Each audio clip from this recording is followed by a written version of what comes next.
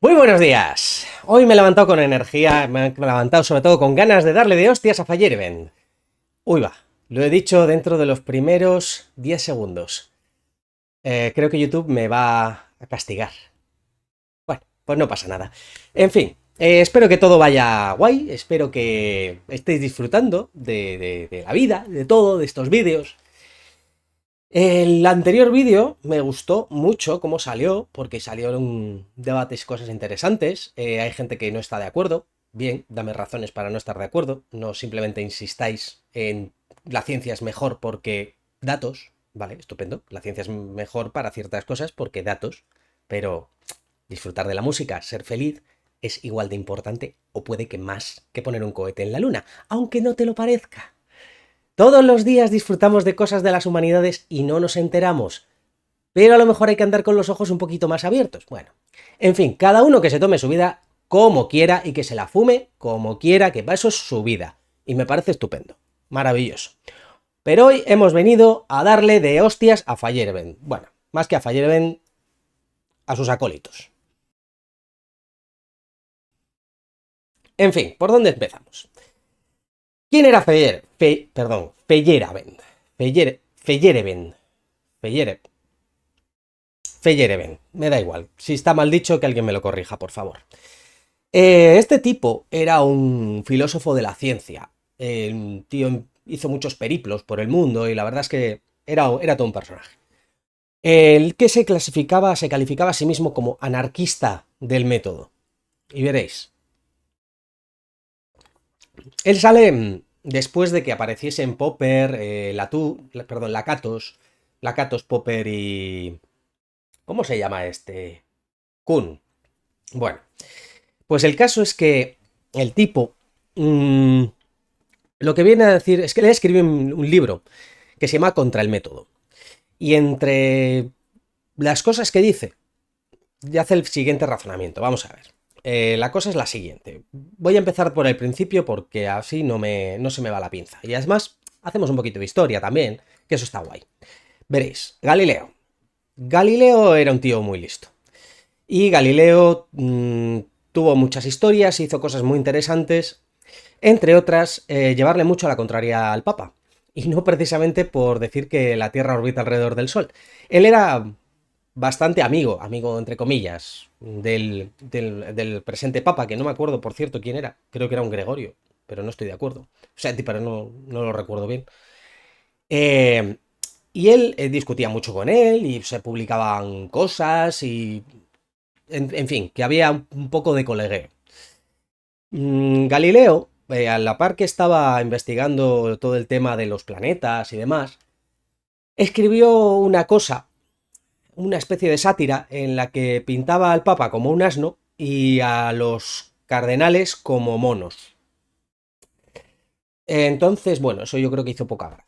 Entonces, a ver, ¿qué pasa? Que la gente piensa, y con razón, que en parte puede ser verdad, que a Galileo se le aplicó la Inquisición porque decía que la Tierra orbitaba alrededor del Sol. Y hombre, eso fue como la excusa, porque era como lo más gordo. Lo que pasa es que el Papa no podía pasar por alto, que una cosa es que bromeemos y que me digas, oye, esto que no accedes no está del todo bien, y al fin y al cabo es un catedrático de la universidad, entonces, bueno. Y otra cosa es que me llames asno, en público. Entonces, ahí hay un poco de historia con todo esto, ¿no? Pero bueno, aparte de esta anécdota, que está divertida, Galileo pasaba una cosa con él, y es la siguiente. Hasta entonces la ciencia era lo que se llama aristotélica.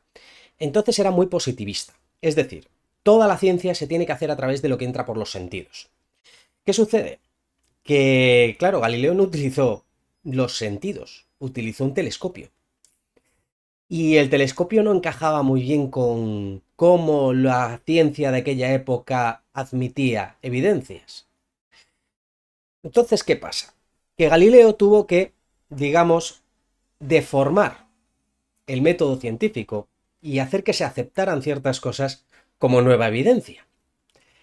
Y ahí es donde entra Feyerabend a decir, Galileo lo que hizo fue deformar el método científico para que se encajase a sus observaciones. Por lo tanto, y esta es la ruta mental de Feyerabend, que dice, Galileo tuvo que transformar el método. Entonces, ya no hay un método universal para la ciencia, cosa que es cierta, por cierto. Y por lo tanto, la ciencia, al no poder agarrarse a un método universal, no es más válida que cualquier otro tipo de conocimiento. O sea, válida en el sentido... Sí, válida. O sea, no es mejor para ciertas cosas que cualquier otro tipo de conocimiento, como puede ser la astrología, por ejemplo. Y dices, ostras. Y dices, vale, de entrada, bueno, esto lo dice en este libro que se llama Contra el método. Es pequeñito. Eh, si alguna vez lo habéis leído, seguro que os han dado ganas de tirarlo por la ventana. A mí me dieron ganas la primera vez. Hasta que le fui cogiendo un poco el punto a este tipo y ya lo empecé a leer con otros ojos. Yo os recomiendo que lo leáis. Es de los pocos, digamos, que puedo recomendar que se lean. Porque tiene cosas interesantes. Es muy troll. Es un libro muy troll. O sea, y por eso también me gusta, en cierto sentido, porque es muy abogado del diablo. Y él, si ahora estuviese vivo y tú le preguntases, te diría que no, que él cree en lo que dice. Pero porque él asumió y admitió su papel de troll como parte de su existencia misma. Entonces, bueno, pues allá que va. Entonces el tipo lo que dice viene a ser eso. No hay un método universal, ergo no hay método. Ya está. La ciencia es igual de válida que cualquier otra forma de conocimiento y da igual. Todo lo demás, entonces, ¿qué pasa? Que él lo que venía a decir es que hay una separación entre ciencia y entre ciencia y Estado, entre religión y Estado. Es decir, tú tienes derecho, más o menos, a que no te enseñen religión en la escuela. Pero bueno, vamos a dejarlo ahí. Pero no tienes derecho a que no te enseñen ciencia. Y para él la ciencia era otro sistema de creencias, porque claro, la academia lo que hacía era consensuar en qué se iba a creer, era como una especie de dogma. Entonces, claro, como para él no había una diferencia y los padres no podían elegir entre aprender ciencia o aprender magia, esto era una imposición que no debía sostenerse. ¿Vale?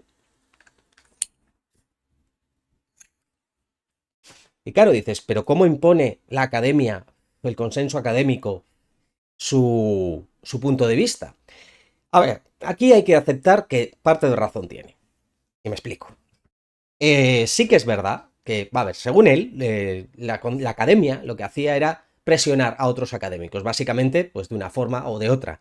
Es decir, si tú publicas algo que va contra el consenso académico, es más difícil que te lo publiquen. Si quieres publicar algo, mantener una opinión, al final la presión de número va a hacer que tu opinión desaparezca. Esto ya hablaré de ello más adelante, porque en parte sí que tiene un poquito de razón y sí que le saca chicha a esto. Pero, claro, no tan a lo bestia. O sea, tú sí, o sea, puedes coger y cargarte a todos tus opositores y entonces ya eres el único que tiene esa opinión porque no hay más opiniones. Vale, lo rollo nazi, venga, de acuerdo, pero no. O sea, eso sería lo que él llamaría un método ilegítimo. Pero bueno, otros métodos legítimos, según él, serían, pues eso, ir generando presión dentro de la academia para que nadie sostenga una posición que es opuesta a ese consenso, ¿no? A ver, en cierto modo lo que digo, parte de razón tiene. Hay que decirlo, la academia, o sea, y el consenso académico no es todo lo limpio que debería ser. Eso es verdad. Ahora bien, sí es cierto que a largo plazo, digamos que negar partes de la ciencia, que ya se ha intentado otras veces, eso no es algo raro, es ponerle puertas al mar. Es decir, negar un conocimiento es absurdo, porque al final es un conocimiento que acaba impregnando dentro de los niveles más bajos y va subiendo hasta que al final esas personas que ya no opinan como el consenso académico, pero han ido creciendo dentro de la academia y acaban ocupando los puestos que generan el consenso. Entonces, al final los consensos van cambiando con el tiempo y al final, a largo plazo, el consenso académico sí que es algo bastante, bastante limpio. Entonces, bueno, es como ponerle puertas al mar. Al final, eso sale y ya está.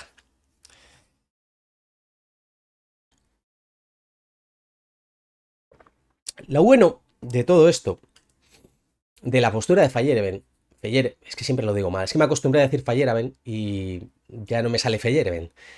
Eh, lo bueno que tiene este tipo es que es muy troll porque te obliga a refutarlo. En cierto sentido, claro, aunque sea una barbaridad, dices, sí, vale, suena a barbaridad, pero tengo que explicar por qué es una barbaridad. Entonces, hombre, en cierto sentido, la primera vez que alguien lo dice, dices, ostras, vale, vamos a intentar explicar por qué esto es falso, ¿no? Entonces, claro, él recurre a lo siguiente. ¿Cómo lo hizo Galileo? Porque Galileo, evidentemente, no era el consenso académico. Galileo iba en contra del consenso académico. ¿Cómo lo hizo? Pues según Feyerabend, el Galileo lo que hizo fue utilizar sus técnicas de persuasión para convencer a la gente que estaba alrededor de él y que poco a poco fuesen cambiando los métodos aceptables dentro del consenso científico y de qué era válido como evidencia científica. Bueno, a ver, sí, en cierto sentido es verdad, Galileo era un tío muy persuasivo y es cierto, porque sobre todo porque escribía en italiano y no en latín, principalmente. Eso aunque parezca una chorrada, es interesante. Pero sí que ofreció evidencias sobre por qué podía utilizar el telescopio y demás. O sea, tampoco me voy a meter mucho en ello.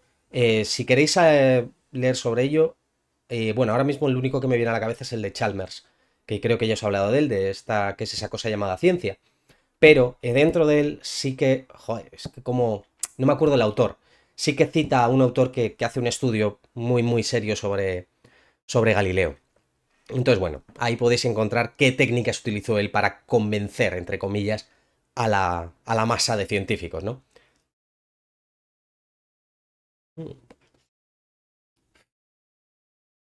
Pero bueno, lo interesante de Feyerabend es que nos hizo pensar en que, claro, en cierto modo, sí que tiene razón. No hay un único método científico válido para todas las épocas y para todas las ciencias.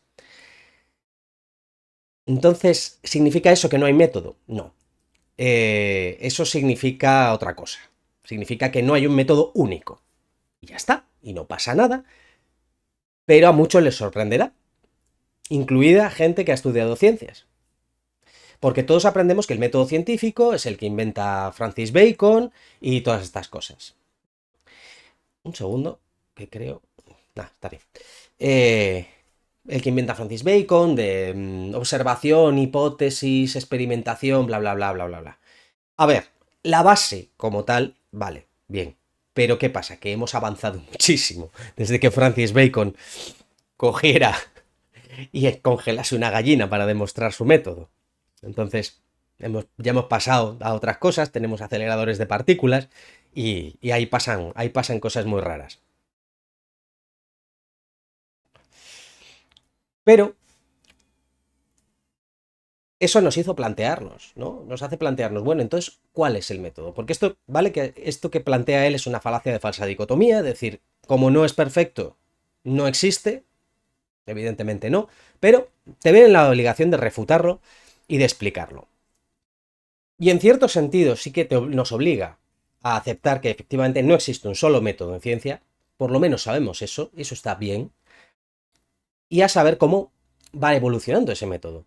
Porque el método científico va evolucionando. Lo gracioso de esto, estaba pensando, es lo siguiente. Y es que Feyerabend se lo habría pasado pipa con la propuesta de cuerdas. Yo que estoy seguro de que a día de hoy, ese hombre, si su cadáver tuviese orejas, estaría aplaudiendo con ellas. Estoy convencido. Veréis, os voy a enseñar un vídeo. Eh, un vídeo de Leonard Susskind, que supongo que sabréis quién es, que es uno de los grandes proponentes de la propuesta de cuerdas, en el que habla sobre, bueno, es una conversación que tiene con Edouard Punset. Para los que no lo conozcáis, era un divulgador de la ciencia, de la filosofía, que tenía un programa en la televisión pública en España y hacía entrevistas a científicos, a filósofos y cosas así. Era un tío bastante carismático y bueno, la verdad es que los programas estaban bastante bien, yo os los recomiendo. Lo voy a poner el enlace en los comentarios y las referencias a los dos libros estos. Pero os voy a poner un pequeño trozo en el que está discutiendo con Saskin sobre la propuesta de cuerdas y sobre cómo, claro, no hay una experimentación dentro de la propuesta de cuerdas que la valide. Entonces, ¿por qué podemos considerarla o no una ciencia? Bueno, pues aquí os lo voy a poner un momentito. Espero que se escuche, porque creo que tengo puesto todo, así que... Steiner, ¿te das cuenta de que si miramos a la filosofía occidental o a la historia de la filosofía, resulta que vosotros, los físicos, fuisteis las personas que insistieron enfrente o enfrentados a las ideas dogmáticas del momento y a ideas no demostradas, en que todo el conocimiento, absolutamente todo, debía someterse a la prueba de la experimentación. Y ahora resulta que vosotros, que nos vendisteis esta idea, ahora estáis promoviendo ideas, por favor, corrígeme, ideas que tienen coherencia matemática, pero que probablemente nunca podrán ser experimentadas. Es así, ¿no? Nunca digas nunca jamás. Lo que hacemos es construir una teoría y luego testarla de diversas formas teóricas. Son siempre elementos de la teoría los que intervienen en la comprobación de estas cosas. Recuerdo muy claramente cuando surgió la idea de los quarks. ¿Sabes lo que es un quark? Un quark es lo que hay dentro de los protones y de los neutrones, y que no puede salir de ellos. De manera que cuando los físicos oyeron decir que en los protones y en los neutrones había quarks, y que un quark no se podía separar para examinarlo, dijeron: esto no es ciencia. Si no se puede sacar y no se puede examinar, y no pueden hacer experimentos con el quark mismo, entonces simplemente no es ciencia y no creemos en los quarks, porque la ciencia exige que seamos capaces de hacer observaciones directas. Bueno, con el tiempo la gente se fue acostumbrando a la idea de que los quarks no se podían sacar y se cambiaron las reglas. Una de las reglas es: la filosofía sigue a la física y no la física a la filosofía. La última pregunta.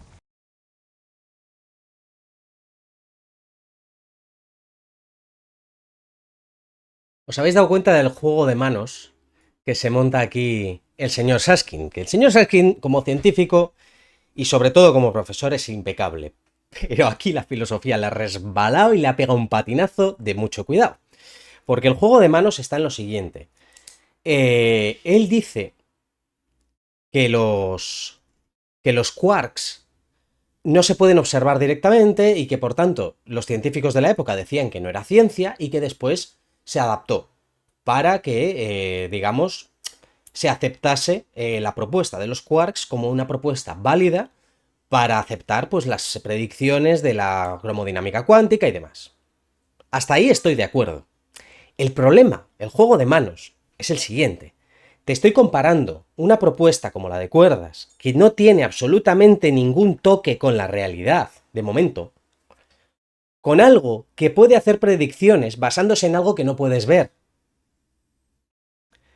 Ojo, no es lo mismo y no tiene nada que ver. Por eso digo que Feyerabend estaría aplaudiendo con las puñeteras orejas.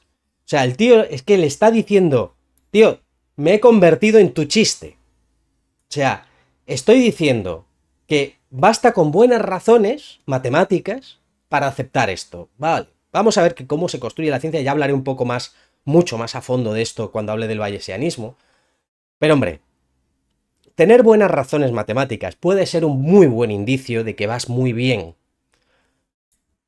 Pero no es suficiente. Porque los quarks, si bien tú no puedes observarlos directamente, eso es cierto, presuponer que existen los quarks y que cumplen ciertas reglas sí te da una fenomenología que puedes coger, llevártela a un acelerador de partículas y comprobarla directamente y hacer predicciones buenísimas y súper acertadas. O sea, de hecho, joder, cada cierto tiempo lo que sale por las noticias de ciencia es: se ha vuelto a comprobar el modelo estándar. O sea, básicamente casi cualquier noticia que leáis sobre partículas se puede resumir en: otra vez se ha comprobado el modelo estándar. Salvo cuando hablen del momento magnético del muón. Ahí ya... cosas. Pero bueno. Esto, macho, esto es muy heavy, ¿vale? Entonces, claro, ¿qué es lo que sucede? Que Feyerabend estaría aplaudiendo por lo siguiente. ¿Cuál ha sido el gran éxito de la teoría de cuerdas? Pues en lo que se refiere a la ciencia realmente, ninguno. ¿Pero qué ha tenido la teoría de cuerdas? Ha tenido precisamente lo que Feyerabend le dijo que tenía Galileo. Labia. Muchísimo dinero. Fijaos en cómo han sido casi todos los libros de divulgación. O sea, a lo mejor los que tengáis más o menos mi edad y hayáis leído libros de divulgación hacia los años 2000, os habréis dado cuenta de que prácticamente todos los libros de divulgación iban sobre teoría de cuerdas, universos paralelos, multiversos, branas y mierdas de esas. Todo. Entonces, ¿qué es lo que había? Documentales, mogollón de documentales. Fijaos en los de Brian Greene, en el que habla de, pues creo que se llama El universo elegante. Son 4 pedazos de vídeos que están muy bien, por cierto, y os lo recomiendo, hablando de la historia de la propuesta de cuerdas, hablando de cómo las cuerdas hacen cosas y cómo dentro de 10 años, han pasado 30, el mundo ya tendríamos una teoría del todo y bla, bla, bla, bla, bla. Lo de siempre, vale. ¿Qué es lo que tuvieron? Capacidad de persuasión. Y ya está. ¿Y qué consiguieron con ello? Ocupar los grandes puestos de la academia. Y a día de hoy siguen ocupando esos grandes puestos de la academia. Ahora lloran.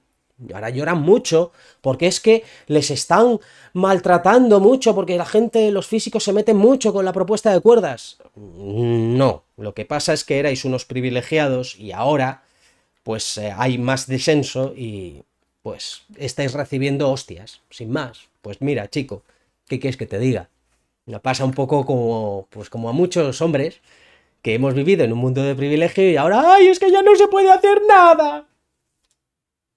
No me toques las narices. A ver. En fin, bueno.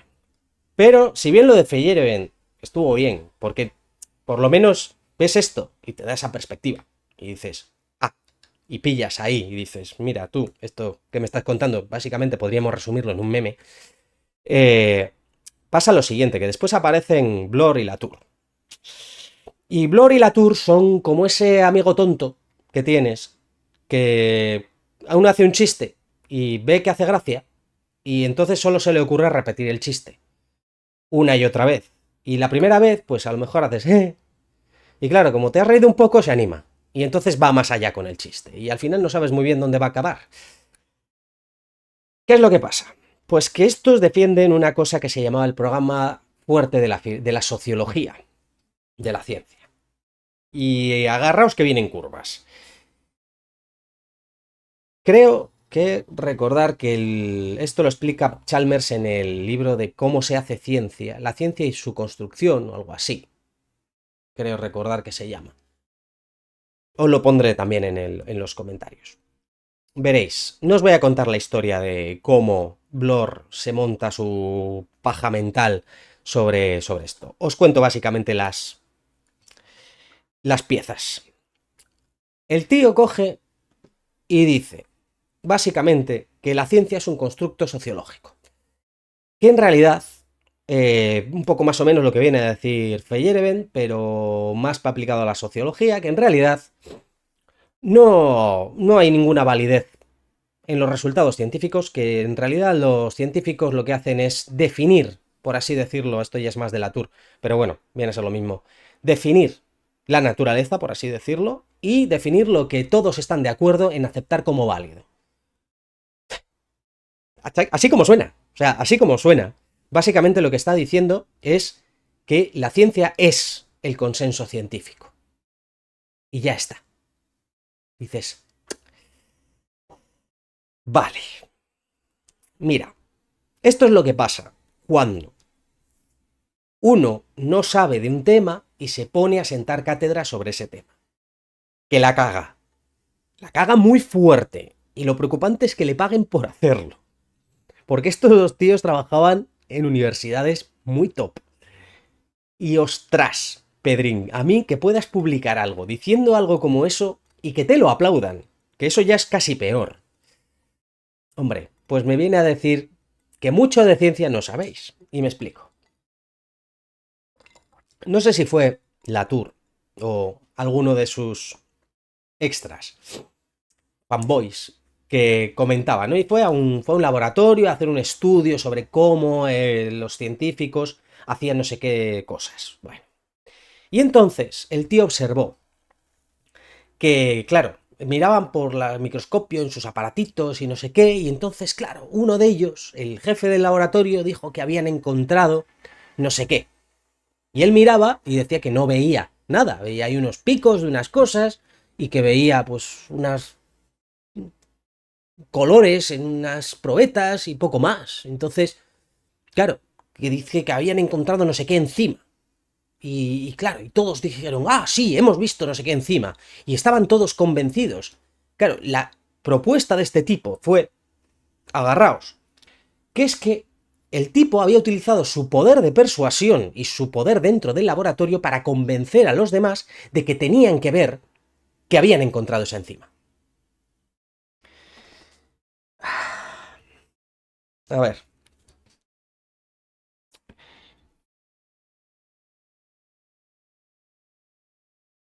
A ver. La ciencia se construye ya, a ver, es que es muy duro. O sea, yo mira, os voy a contar una cosa. Yo antes me metía en muchísimos berenjenales, pero llegó un punto en el que acepté una máxima, que es lo que se llama la línea, o sea, yo lo llamo la línea marrón. Marrón es por la caca. Creo que el nombre no es mío. Si lo encontráis por ahí, me decís de quién es. Yo le llamo la línea marrón. La línea marrón es una línea de razonamiento que es la que sigue. Si tú estás por debajo de la línea marrón, es porque has hecho un razonamiento tan jodidamente absurdo y elemental que tener que explicártelo me obliga a remontar tanto y hacer tanto esfuerzo para explicarse cosas tan básicas, que no me va a merecer la pena el esfuerzo de tener que explicártelo. Es decir, no voy a conseguir nada que compense todo ese esfuerzo. Ahí es donde se pone esa línea marrón. Esto es parte de esa línea marrón. Yo lo puedo explicar a vosotros. Yo a este hombre no me molestaría en intentar explicárselo. Sinceramente, me da igual lo que suelte. Pero yo os lo cuento. ¿Por qué este tío está diciendo una soberanísima burrada? Por lo siguiente, la ciencia ya no es positivista en el sentido que, bueno, sí en el sentido quizá que dice Hawking, pero no me gusta nada que utilizara esa palabra, porque significa otra cosa muy diferente. Es decir, ya no somos aristotélicos, ya no vamos a solo me puedo fiar de lo que ven mis ojos, solo me puedo fiar de lo que oyen mis oídos. De hecho, todo lo contrario, ya no nos fiamos en absoluto de lo que ven nuestros ojos ni de lo que oyen nuestros oídos, nos fiamos de los que nos dicen una serie de maquinitas que sabemos que funcionan y qué error tienen, porque mis ojos tienen mucho más error. Mis ojos ven lo que quieren ver, en realidad. Pero bueno, ¿qué pasa?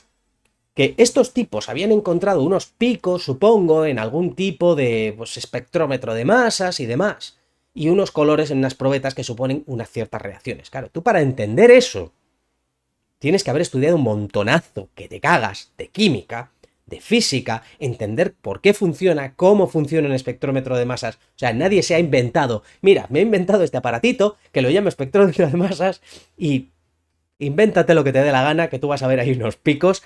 Tú los interpretas como quieras. No, tío. No, joder. O sea, macho. O sea, es que, de verdad, son cosas que son tan absurdas que... Bueno, pero bueno, ya concluyendo, lo bueno de estos planteamientos, a ver, es que te hacen pensar. Por lo menos al principio te hacen pensar, o yo creo que deberían hacernos pensar. A ver, tampoco hay que tomarse Feyerabend muy en serio. Yo creo que él lo disfrutaba mucho cuando se le tomaban en serio, pero tampoco tomárselo como, este gilipollas no está diciendo nada interesante. No, mucho cuidado. Dice cosas interesantes, sobre todo para ponerte el dedo en la llaga. O sea, simplemente es señalarte donde no quieres que te señalen y señalar que el rey va desnudo al fin y al cabo. Y eso yo creo que es una muy buena parte. Al fin y al cabo es lo que yo digo siempre. Feyerabend era un bufón, pero el bufón siempre ha sido una figura necesaria. Es decir, el bufón le tenemos pensado como un payaso, como un cómico o algo parecido, y al final sí es un poco la labor del cómico, porque el bufón lo que hacía era que es que era el único que podía en la corte decir a la cara las cosas. Lo decía entre humor, lo decía entre coñas, pero al final era el que señalaba que el rey va desnudo. Y eso es importante. Y en ciencia, sobre todo, que estamos pagadísimos de nosotros mismos, nos hace falta una buena dosis de bufones y que nos señalen que el rey va desnudo muchas veces. Entonces, en ese sentido, yo creo que sí se debe leer a Feyerabend. Lo que no hay que tomárselos excesivamente en serio con todo lo que dice, ¿vale?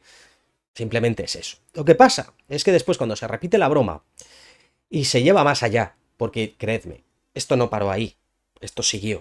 O sea, hay mucha tela que cortar ahí.